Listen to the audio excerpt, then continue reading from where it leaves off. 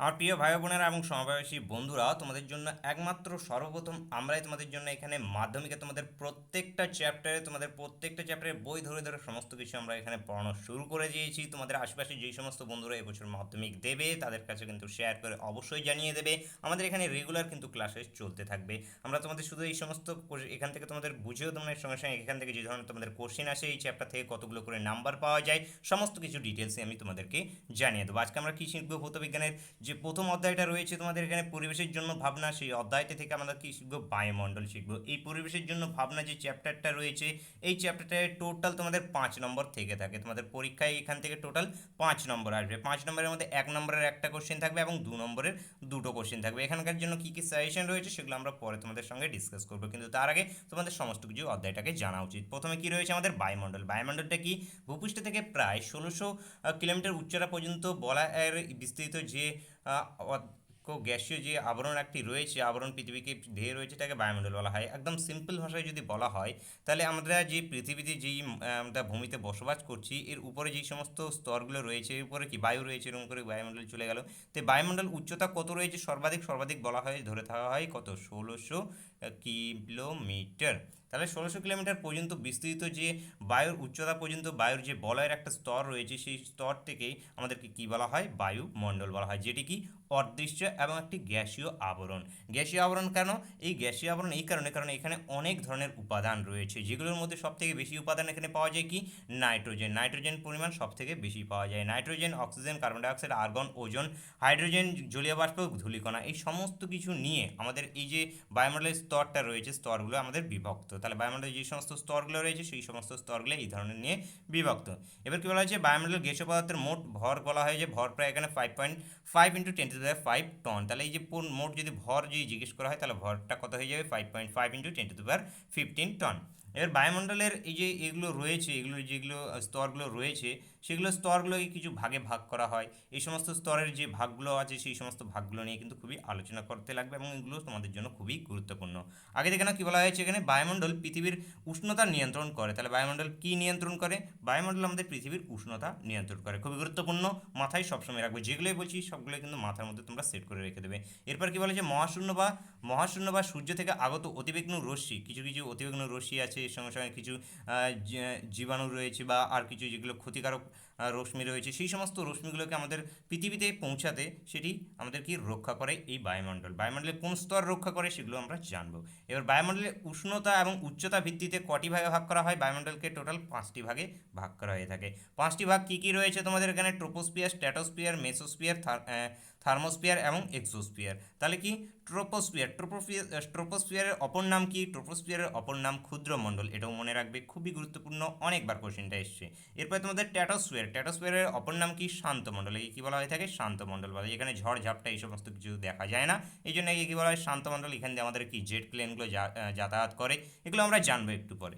এরপর কি রয়েছে তোমাদের? মেসোস্ফিয়ার। এরপর রয়েছে স্তরটা কি? মেসোস্ফিয়ার। এখানে ছবিটা দেখলে তোমরা বুঝতে পারবে, ভূপৃষ্ঠ থেকে 12 কিলোমিটার পর্যন্ত যেটা রয়েছে থেকে ট্রোপোস্ফিয়ার বলা হয়। তারপরে 12 থেকে 45-এর মধ্যে যে স্ট্র্যাটোস্ফিয়ার, তারপরে তোমাদের 45 থেকে 85-এর মধ্যে মেসোস্ফিয়ার, তারপরে তোমাদের 85 থেকে 500 পর্যন্ত রয়েছে কি? থার্মোস্ফিয়ার। তারপর 500 থেকে উপরে যেটা চলে গেলে এটা আমাদের নাম দেওয়া হয় এক্সোস্ফিয়ার। এবার বলা হয়েছে কি? আবার কি? রাসায়নিক গঠন অনুসারে 2 ভাগে ভাগ করা হয়। মেনলি যেটা রয়েছে এই 5 ভাগে ভাগ করা হয়। তারপরে যেটা বলা হয়েছে রাসায়নিক গঠন হিসেবে 2 ভাগে ভাগ করা হয়। একটাকে বলা হয় কি? সমমণ্ডল। সমমণ্ডল কোন কোন স্তর নিয়ে গঠিত, এটা আমি তোমাদের বলছি। এরপরে রয়েছে কি? বিষমমণ্ডল বা হোমোস্ফিয়ার অথবা তোমাদের হেটেরোস্ফিয়ার। তাহলে মনে রাখবে, হোমোস্ফিয়ার মানে সমমণ্ডল, হেটেরোস্ফিয়ার মানে বিষমমণ্ডল। হোমোস্ফিয়ার হয়ে গেল কি? সমমণ্ডল, হোমো মানে সম, এর সঙ্গে সঙ্গে হেটেরো মানে বিষম, মানে হেড করা মানে বিষম করা। আগে দেখে নেব কী বলা হয়েছে। উপরিক্ত স্তরগুলিকে 3টি স্তরে, যেমন হোমোস্ফিয়ারের অন্তর্গত কী কী রয়েছে? হোমোস্ফিয়ারের অন্তর্গত প্রথম যে 3টি রয়েছে, সেই 3টি আমাদের কি? হোমোস্ফিয়ারের অন্তর্গত। হোমোস্ফিয়ারে কোন কোন স্তর? স্ট্র্যাটোস্ফিয়ার মানে এখান থেকে এই প্রথমকার 3টে যেটা রয়েছে, এই 3টাকে কী বলা হয়? আমাদের সমমণ্ডল বলা হয়, সমমণ্ডল বা হোমোস্ফিয়ার।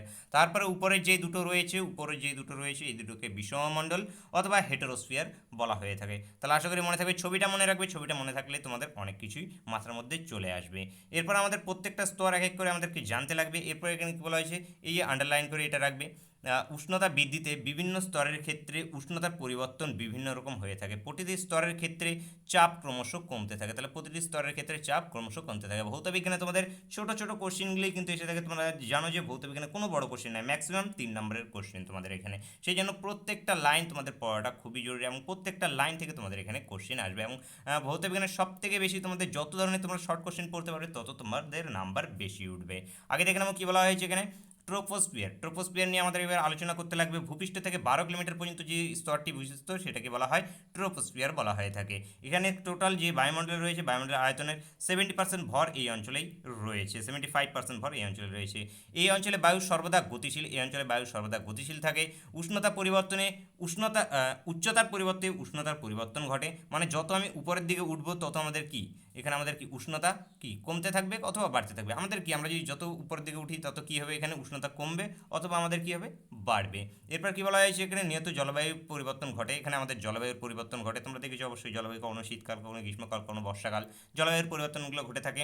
এখানে বায়ুতে ধূলিকণা রয়েছে, বায়ুতে এখানে ধূলিকণা, জলীয় বাষ্প, মেঘ ইত্যাদি, ঝড় বৃষ্টি ইত্যাদি ঘটনাসমূহ ঘটে থাকে। এই জন্য একে বলা হয় ক্ষুদ্রমণ্ডল। তাহলে একে যদি জিজ্ঞেস করা হয় যে একে ক্ষুদ্রমণ্ডল কেন বলা হয়, তাহলে তোমাকে কি লিখতে লাগবে।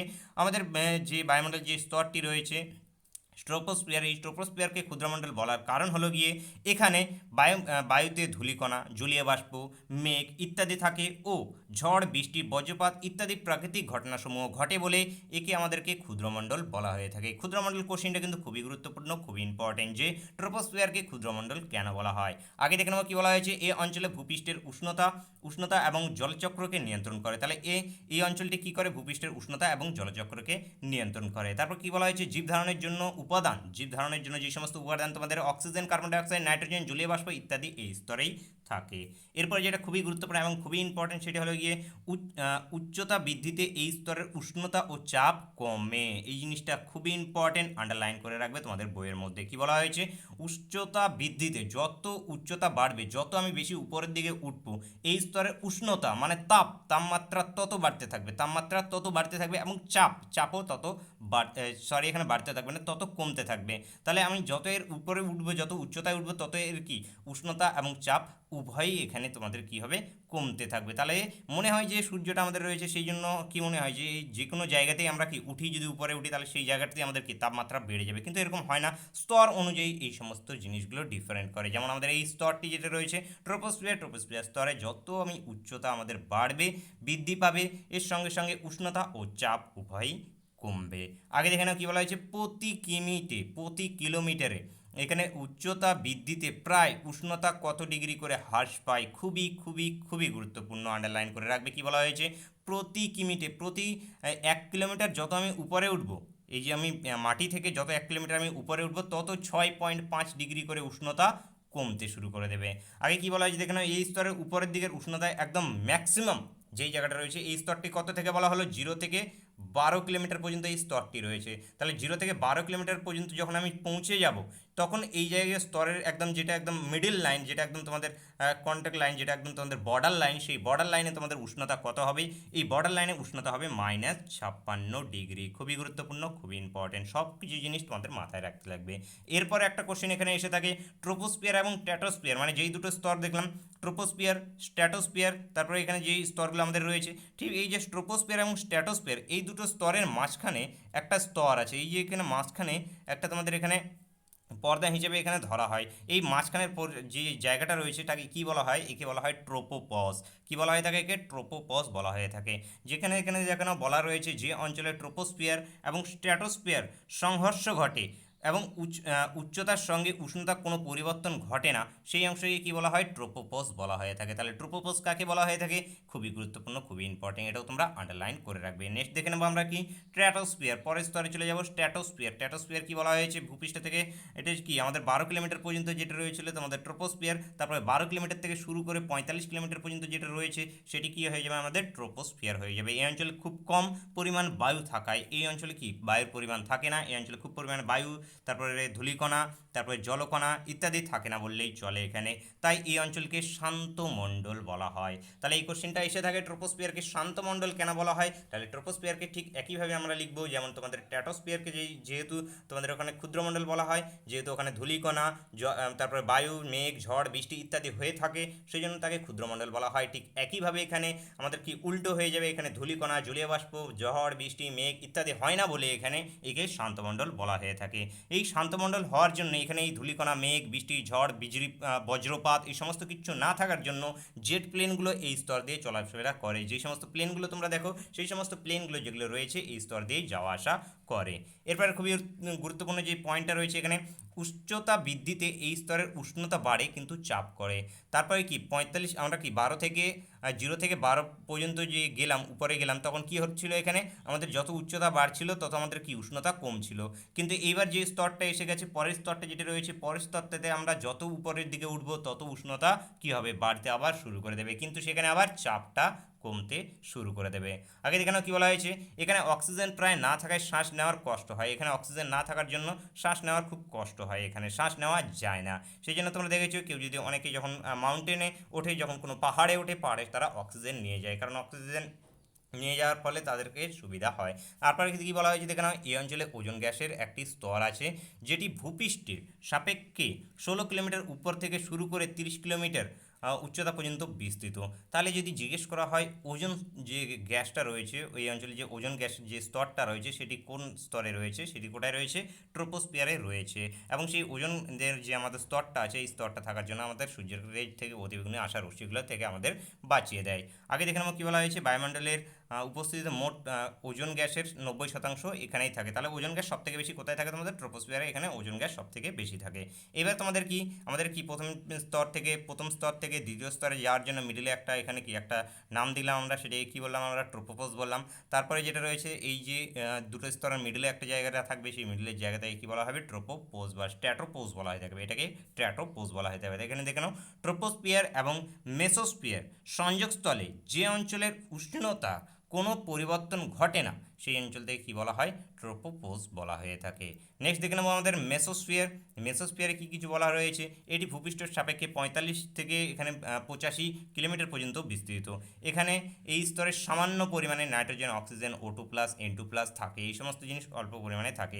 এটি বায়ুমণ্ডলের শীতলতম অঞ্চল। খুবই খুবই ইম্পর্টেন্ট একটা কোশ্চেন, যে বায়ুমণ্ডলের শীতলতম স্তর কোনটি, এই কোশ্চেনটা জিজ্ঞেস করা হয়। বায়ুমণ্ডলের শীতলতম স্তর কোনটি হয়ে যাবে তোমাদের, মেসোস্ফিয়ার যে হয়ে যাবে, মেসোস্ফিয়ার তোমাদের বায়ুমণ্ডলের শীতলতম স্তর যদি জিজ্ঞেস করা হয় তাহলে সেটি হয়ে যাবে। আর কি বলা হয়েছে এখানে, এই স্তরে উচ্চতা বৃদ্ধিতে উষ্ণতা ও চাপ উভয়ই কমে। তাহলে আবার এখানে যত রয়েছে উচ্চতা, আমি যত উপরের দিকে যাব তত কি হবে, উচ্চতা বৃদ্ধি যত হবে, উষ্ণতা এবং চাপ ঠিক আগের মতো কমতে শুরু করে দেবে। এবং ম্যাক্সিমাম যেই পয়েন্ট রয়েছে, সেই ম্যাক্সিমাম পয়েন্টে গিয়ে কত ডিগ্রি হয়ে যাবে, -90 ডিগ্রি সেখানে হয়ে যাবে। এবং যে সেই জায়গাটায় কী বলা হয়ে থাকে, মেসোপোজ বলা হয়ে থাকে। সেই জায়গাটায় কী বলা হয়, মেসোপোজ বলা হয়ে থাকে। তারপরে চলে আসে থার্মোস্ফিয়ার। থার্মোস্ফিয়ারকে ভূপৃষ্ঠের সাপেক্ষে 45 কিলোমিটার থেকে 500 কিলোমিটার পর্যন্ত যে স্তরটি রয়েছে তাকেই বলা হয় থার্মোস্ফিয়ার। থার্মোস্ফিয়ারে কী কিছু রয়েছে, এই অঞ্চলে উচ্চতা বৃদ্ধির সঙ্গে সঙ্গে বেড়ে যায়, এখানে 1200 ডিগ্রি পর্যন্ত, 1200 ডিগ্রি পর্যন্ত বেড়ে যায়। এখানে দেখলাম এখানে বাতাস নেই, এখানে বাতাস নেই, তাই আকাশ কালো দেখায়। তাহলে আকাশ কালো দেখার কারণ কি, আকাশ কালো দেখার কারণ হলো গিয়ে থার্মোস্ফিয়ারের একমাত্র আকাশকে কালো দেখার কারণ। এবং এই থার্মোস্ফিয়ারে যদি চলে যায় কেউ, তাহলে ওখান থেকে আকাশকে সে দিনের বেলাতেও কালো দেখবে। বায়ুমণ্ডল এখানে নেই বললেই চলে। এখানে কি বলা হয় যে থার্মোস্ফিয়ার একটি অংশে গ্যাসের অণুগুলি আণবিক অবস্থায় থাকে। তাহলে থার্মোস্ফিয়ার একটি অংশে গ্যাসের অণুগুলি আণবিক অবস্থায় থাকে। এই অংশকে কী বলা হয়, আয়নোস্ফিয়ার বলা হয়। তাহলে আয়নোস্ফিয়ার একে বলা হয়ে থাকে। এখান থেকে সবথেকে গুরুত্বপূর্ণ যে কোশ্চেনটা আসে সেটা হলো গিয়ে বেতার তরঙ্গ প্রতিফলিত হয়। বেতার তরঙ্গ জিনিসটা কি, বেতার তরঙ্গ জিনিসটা হলো যেটা তোমাদের রেডিওতে যে সমস্ত জিনিসগুলো শোনো, বা তোমাদের মোবাইল ফোন আর সমস্ত যে সমস্ত গ্যাজেট রয়েছে, সমস্ত গ্যাজেটের মধ্যে কি বেতার তরঙ্গের মাধ্যমে, বেতারের মাধ্যমে সমস্ত কিছু জিনিস প্রতিফলিত হয়ে চলে আসে। সেই যে বেতার তরঙ্গটা রয়েছে, সেই বেতার তরঙ্গটা তোমাদের থার্মোস্ফিয়ার স্তরটা থাকার দেখার জন্য এটি সম্ভব হয়ে থাকে এবং এই থার্মোস্ফিয়ার থেকে এই বেতারগুলো আবার পুনরায় ফিরে আসে, ভূপৃষ্ঠে ফিরে আসে। এই স্তরটে মেরুজ্যাতি রেখা দেখা যায়। তাহলে কোন স্তরে মেরুজ্যাতি রেখা দেখা যায়, কোশ্চিন আসতে পারে। কোথায় দেখা যায়? থার্মোস্ফিয়ারে দেখা যায়। নেক্সট যেটা রয়েছে তোমাদের এক্সোস্ফিয়ার। নেক্সট থেকে আমাদের কি রয়েছে? এক্সোস্ফিয়ার রয়েছে। এটি ভূপৃষ্ঠ থেকে 500 কিলোমিটার থেকে শুরু করে উপরের দিকে যতদূর পর্যন্ত চলে গেল ততদূর পর্যন্ত রয়েছে। এখানে কি বলা হয়েছে? এখানে প্রায় 1000 কিলোমিটার উচ্চতা পর্যন্ত বিস্তৃত। এখানে উষ্ণতা 1200 ডিগ্রি অপেক্ষা বেশি হয়। তাহলে এখানকার উষ্ণতা কত রয়েছে? 1200 ডিগ্রি অপেক্ষা বেশি। এই অঞ্চলে হাইড্রোজেন হিলিয়াম গ্যাস দেখা যায়। খুবই ইম্পর্টেন্ট একটি কোশ্চিন জিজ্ঞেস করা হয় যে হাইড্রোজেন এবং হিলিয়াম গ্যাস দেখা যায় বায়ুমণ্ডলে কোন স্তরে? তাহলে বায়ুমণ্ডলের কোন স্তরে হাইড্রোজেন এবং হিলিয়াম গ্যাস দেখা যায়? এক্সোস্ফিয়ারে তোমাদের বায়ুমণ্ডলের হাইড্রোজেন এবং হিলিয়াম গ্যাস দেখা যায়। এই অঞ্চলে কৃত্রিম উপগ্রহ এবং মহাকাশের স্থান রয়েছে। যেগুলো কৃত্রিম উপগ্রহ পাঠানো হয় ভূপৃষ্ঠ থেকে, যে কৃত্রিম উপগ্রহ যায়, সেই কৃত্রিম উপগ্রহ যেগুলো রয়েছে সেই কৃত্রিম উপগ্রহগুলো কোথায় থাকে? তোমাদের এক্সোস্ফিয়ারে গিয়ে এক্সিস্ট করে। তাহলে এক্সোস্ফিয়ারে তোমাদের এই অঞ্চলে কৃত্রিম উপগ্রহ এবং মহাকাশ স্টেশন অবস্থান করে। আশা করি তোমরা বুঝতে পেরেছো। এখানে তোমাদের ছক রয়েছে, এই ছকের মাধ্যমে তোমরা আরও ভালোভাবে যদি তোমাদের যে এইগুলো রয়েছে সেগুলোকে মাথার মধ্যে রাখতে পারবে। যেমন তোমাদের ট্রোপোস্ফিয়ার কত বায়ুমণ্ডলের থেকে ভূপৃষ্ঠ থেকে 0 থেকে 12 কিলোমিটার মধ্যে অবস্থিত। এখানে তোমাদের উষ্ণতা যে রয়েছে তোমাদের +15 ডিগ্রি থেকে শুরু করে -60 ডিগ্রি পর্যন্ত। এখানে উপাদানগুলো দেওয়া রয়েছে। এখানে তোমাদের ট্রোপোস্ফিয়ারের যেগুলো রয়েছে এইভাবে দেওয়া রয়েছে। তাহলে এখান থেকেও তোমরা এইভাবে পড়তে পারো। এগুলোও তোমাদের জন্য খুবই গুরুত্বপূর্ণ, খুবই ইম্পর্টেন্ট। নেক্সট যেই পয়েন্টটা রয়েছে আমাদের, নেক্সট যে টপিক রয়েছে, নেক্সট টপিক নিয়ে আমরা আলোচনা করবো। তোমাদের এখানে নেক্সট টপিক রয়েছে ওজোন গ্যাস রয়েছে। আমরা ওজোন স্তর নিয়ে সেখানে আলোচনা করবো এবং পরিচালন স্রোত এবং ঝড় বৃষ্টি যেগুলো রয়েছে সেগুলো নিয়ে আলোচনা করবো। ভিডিওটা ভালো লেগে থাকলে লাইক অবশ্যই করবে এবং ভিডিওটা ভালো না লাগলে ডিসলাইক অবশ্যই করবে। কিন্তু বন্ধুদের সঙ্গে তোমাদের শেয়ার অবশ্যই করতে পারে। তোমার জন্য ইউজফুল না হলেও তোমার পাশের বন্ধুদের জন্য কিন্তু খুবই ইউজফুল এবং খুবই গুরুত্বপূর্ণ এই সমস্ত ভিডিওগুলো হতে পারে।